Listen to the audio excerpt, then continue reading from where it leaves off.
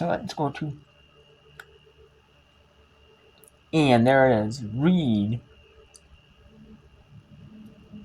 Oh wait, let's see, is read, oh, no, it's Yeli Pipperari. Takes it to 5-4 in court 6. 5 and 6 are the threes in doubles. And then we have 3 and 4 are the twos in doubles. Usually, not always. Sometimes you're better. Some players are better at doubles, or better doubles play, or singles. Some are better at singles. Some are more suited for singles. It's just kind of being strategic. Like what fits your skill sets. So let's go to the announcers. Alex Ruskin and Chris Hellors. I'm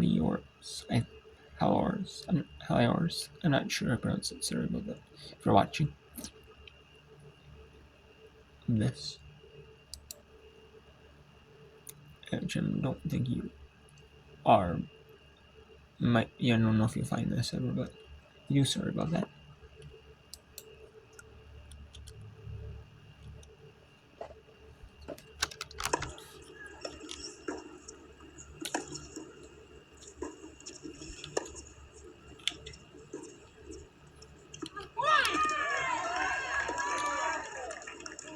Good start here for her this time.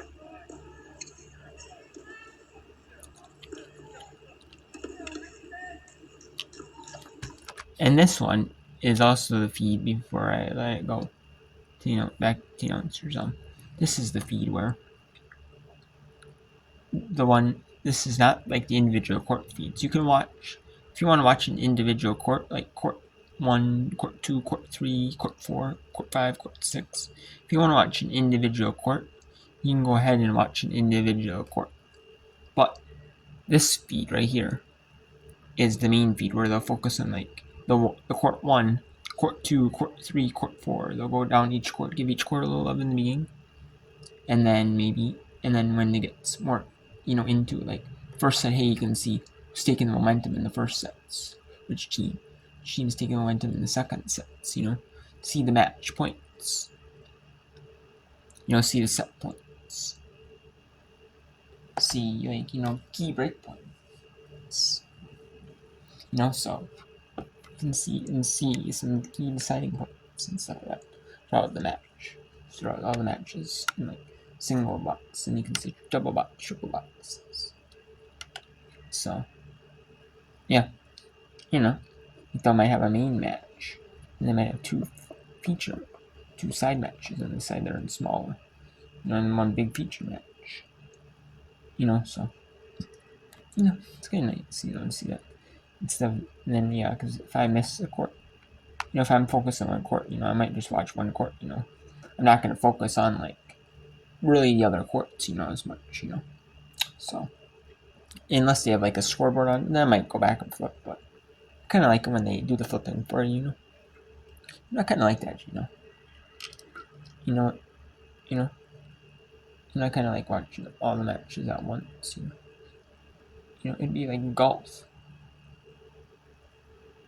Like the individual golf, like the stroke play golf championships, or like the, or like the golf when they show golf on TV. They have the main feed where they go back and forth between all the competitors. Showing big highlight shots from competitors or big name players or something like that. Like in like pro golf, or college golf, even when they do the tournaments, the championships. Sometimes they only do certain holes. Sometimes if they do every single hole, like they go for like the NCAAs, which is a golf channel. You're in the production of that NBC golf channel. So. Tennessee fans, you can. I mean, it's a spin-off, but I don't believe NBC has that anymore. It's like their spin-off company or another separate entity about that.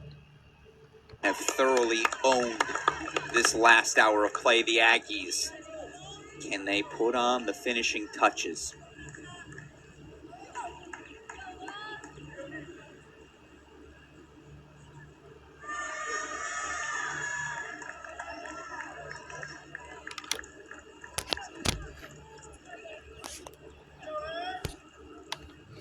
And I'm gonna try to do this whip around until probably 7:55.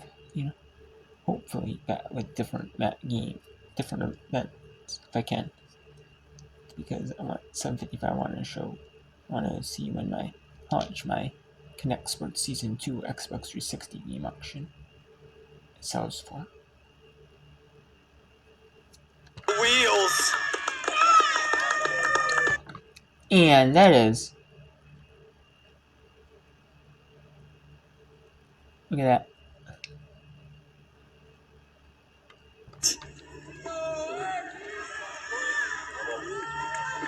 What a shot right Post there point. for Suarez. And how they score it, if you're new to college tennis, they do it where the 3 doubles matches are best 2 out of 3. You have to win 2 doubles matches to get the point out of the 3 doubles matches. They're one set piece. They're not scored individually, And then they have 2 singles matches. You have all 6 singles matches are individually scored. They're all individually scored. And then if you win the doubles point, you only have to win 3 singles matches. If you lose the doubles point, you have to win 4 singles matches.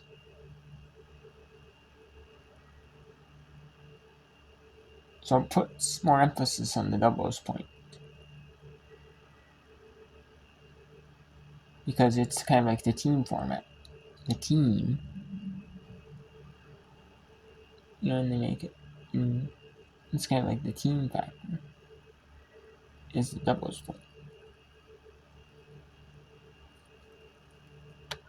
Court number 4. So again, we got 3 matches left. 3 all on 4. 2-1 Brites Riso now out in front, but they are on serve that third set on 3. And again, third set yet to get underway on court number 5. I wonder if there's a temperature rule. We're forced to third, you get a 10-minute break, because that seems to be in effect. Almost undoubtedly. I'll check on that.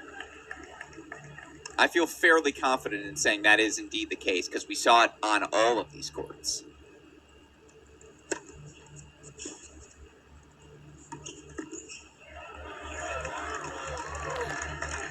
It looks pleasant on your screen. Like, you look at this, you think, oh, it's probably 75. Sun's going down. It's a mid-May evening. No. First number still a 9. 3 hours, 12 minutes into this one, that heat will be bearing down upon these players. Who's got any juice left in the tank? And now let's go to they got the heptathlon shot put. I'll show them highlights from heptathlon shot put.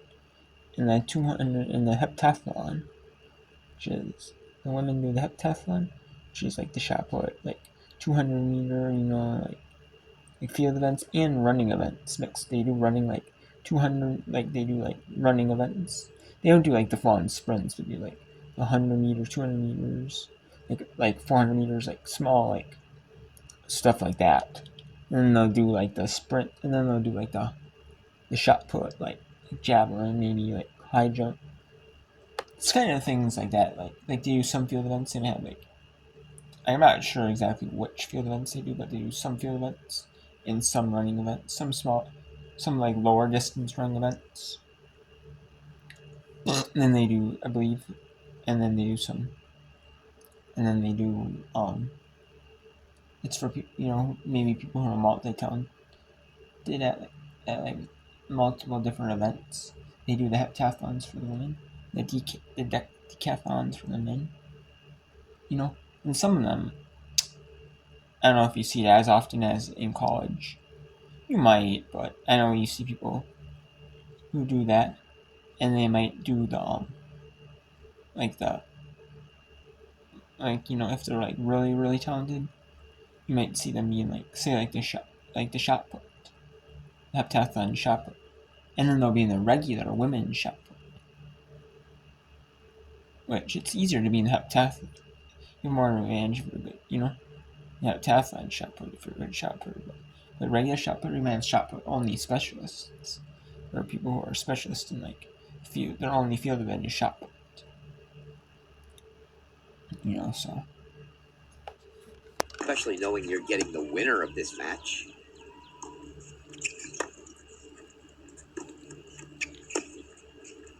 Normally I'd agree with you, but on a day this hot, I think I'd still be like, I'm good. I'll watch the replay tomorrow. They got play side, right?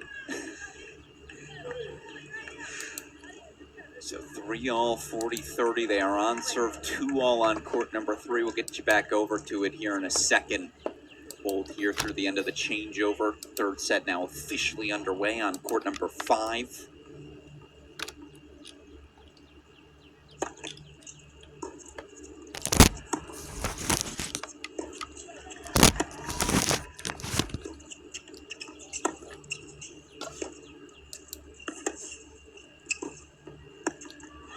Wow.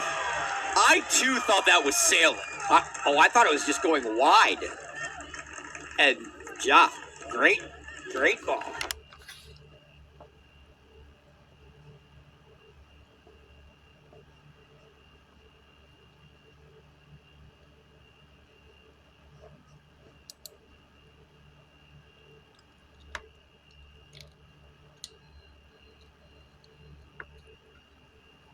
Okay, so we have here the NCAA quarterfinals here for the women's lacrosse.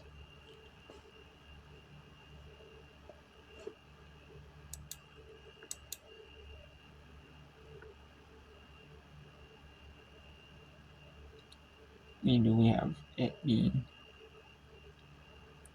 7-1 here.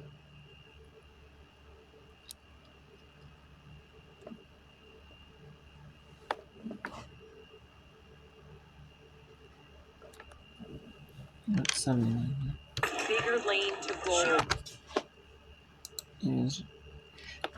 Wow, what a big moment here.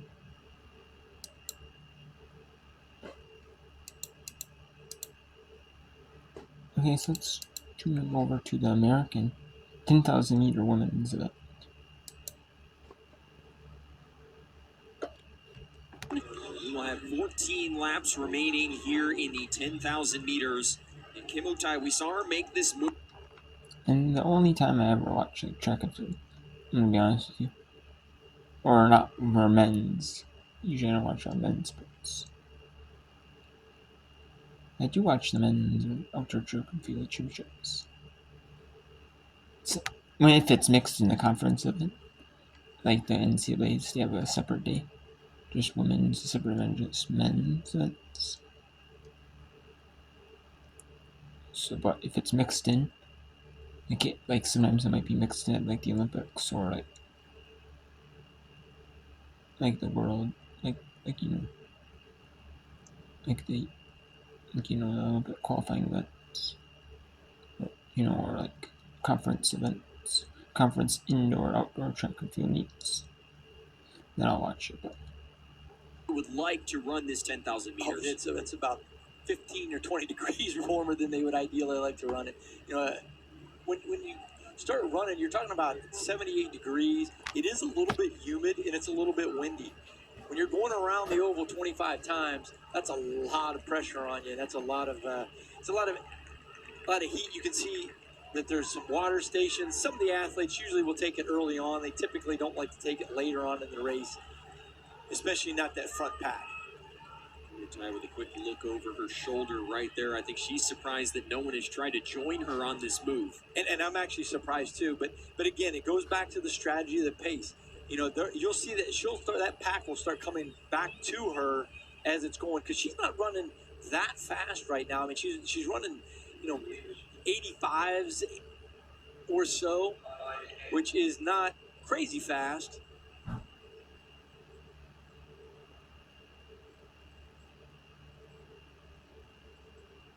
Otai, an athlete that the coaching staff telling us they've seen a ton of growth from this year. And It was interesting when we talked to Adrian Myers. This was the first group of Kenyan athletes to come to Tulane. And, Coach, he talked about having to adjust to that and some of the cultural differences and working through that throughout this season. It does. It's one of those things that having international athletes, and I would be the first one to admit I didn't do a great job of it all the time, of helping them adjust, because they're coming over. You might see an individual that has an incredible performance, in their background, and then you kind of expect them just to do that from day one.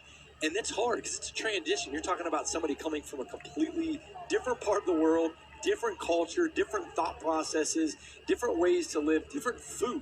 That's typically one of the biggest things from the African athletes coming over is just the food. We eat so much junk in this country, where over there it's a lot more natural.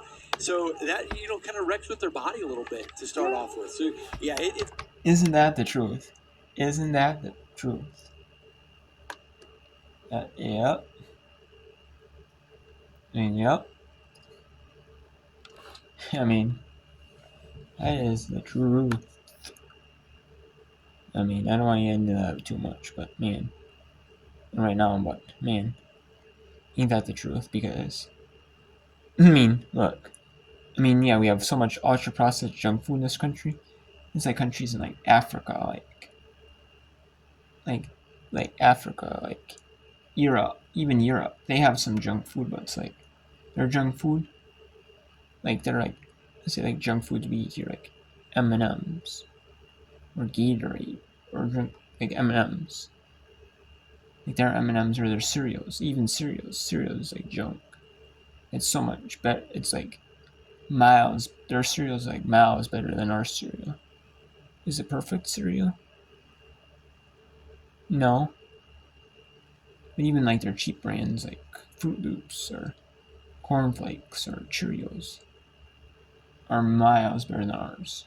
We have good brands of say cereal too here, but not as good as we have good brands of cereal, but like even their cheap brands are miles better than ours. You can't just pick up like the cheap brands and be like have like not the best cereal, but not like a good decent cereal. No, you can good decent cereal, like a more expensive cereal.